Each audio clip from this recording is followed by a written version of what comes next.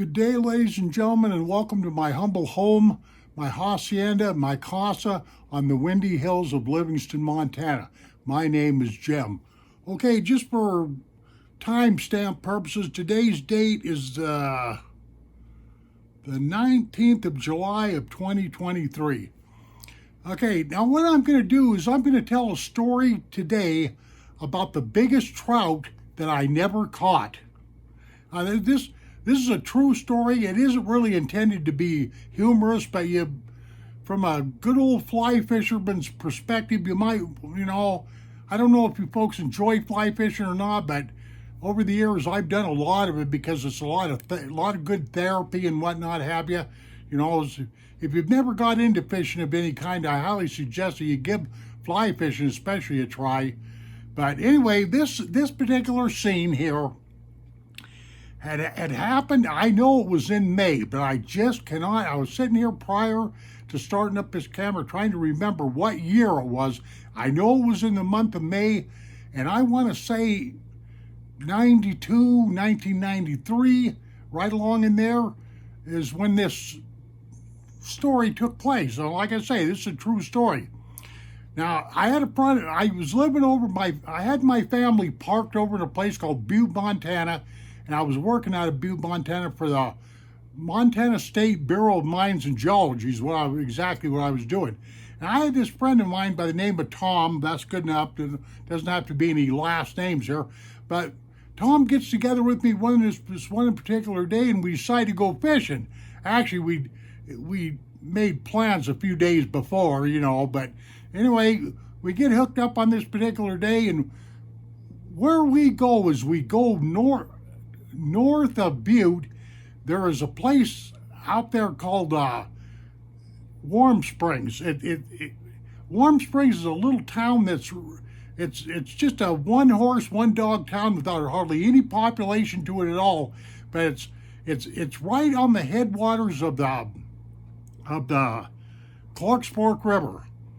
It's the beginning of the Clarks Fork River, and up in that country, if you know what you're doing, you can catch it. Back in the day, you could catch some really big German brown trout lived up in that country. A lot of the locals didn't like to fish that area there because they said the water was contaminated from all the mine tailings, all the mining that had gone on in and around Butte and Anaconda and all them kind of places. Well, I happen to know that the state was monitoring those fish real close, and they weren't near as contaminated as what the locals were thinking, but that's neither here nor there, but I just thought I'd say. Okay. Now, during the month of May up here in Montana, usually the waterways are kind of flooding out due to spring runoff, the snow melting out of the mountains. So and a lot of these waterways is generally too high and it's not fishable. I know here in Livingston where I live, this happens a lot, especially on the Yellowstone River. You can't even fish the Yellowstone River, not safely anyway, for say the last week in the last week in May and the first couple of weeks in June. It's just not fishable, Well, this Clarks Fork, the headwaters of Clarks Fork was kind of like that, but the waterway is really, really small. It's about 20 times smaller than the Yellowstone River. We're not talking a big waterway at all. Anyways, this one particular day, old Tom and I get up in there, and we start working all these holes along the river. We parked our vehicle in a place where we could start working the holes up the river. And that's the way I generally like to. When I'm stalking trout, that's generally the way I like to fish. Now, I might want to take a little intercession here and state that I've been fly fishing for over 50 years, and I am a master fly tyer. Am I bragging? No, it just so happens to be the truth. I'm self-taught, and anyway, I've tied literally thousands of dozens of flies in my day. I used to tie them commercially to make a little extra money. But anyway, we're on this Clarks Fork, and we're fishing these holes real steady like.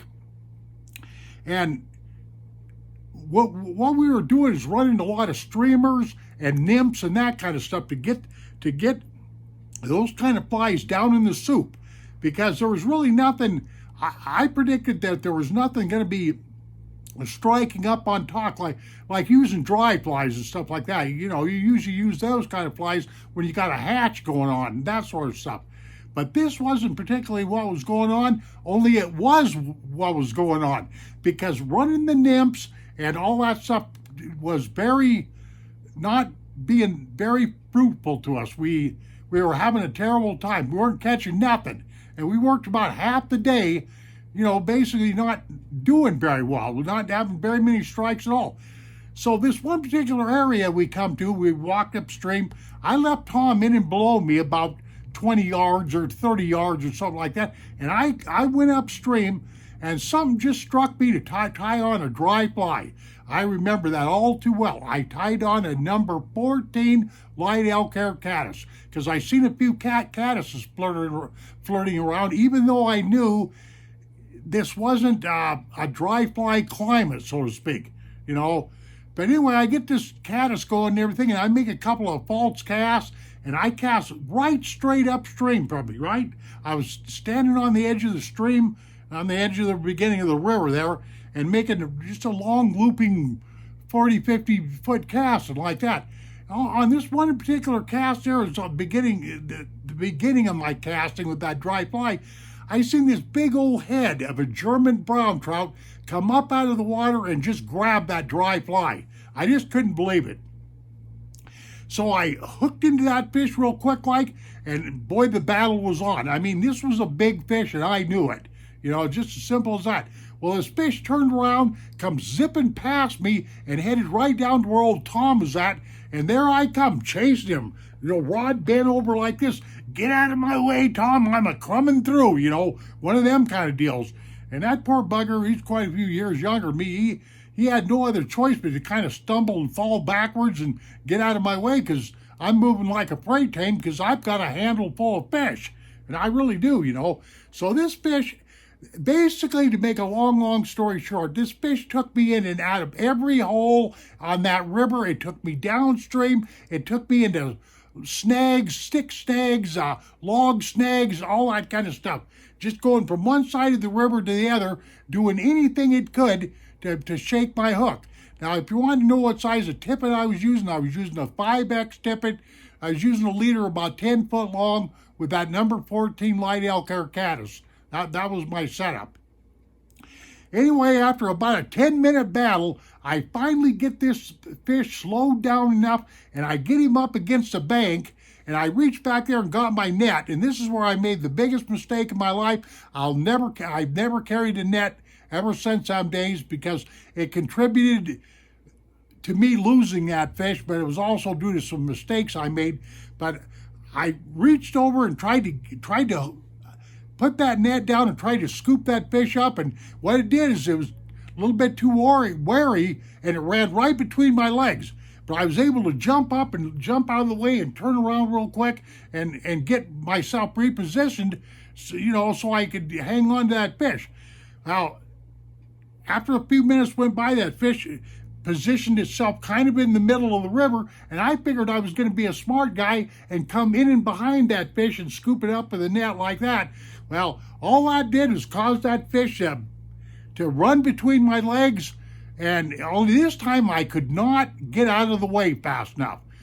Twice the first time it ran between my legs, I was able to move out of the way, but this second time it came up, the line straightened up right about my crotch area, and the line broke. Now, if you're wanting to know I estimate the size of that brown trout at least 7 pounds. 7 pounds. That was the biggest fish that I believed I ever had on fly rod that I did not catch. That doesn't apply to any of my other fishing stories, but this one here really resounded with me. You know, it'll be something I'll never forget. And so that fish come away. You know, it's kind of weird, because at least I've got a memory. I may not have caught that fish, but I've got the memory of the fight. It was a struggle between a man and a fish, you know, and the fish won. Is there any moral to this? No, but I don't have any bragging rights. I don't have the fish on my wall or anything like that, but I sure do have the memory. Now I shared the memory with you guys, and that's all there is to it. There's nothing more to this story. And how could I tell if that was a big old German brown trout? Because the water was clear enough in these places where he took me to when I was trying to net him that I could clearly see what I was dealing with. A big old buck, that's a male German brown trout, about 7 pounds. Ladies and gentlemen, take care of yourselves. Go fishing. That's what I've got to say. Adios, my friends, and we shall see you on down the trail.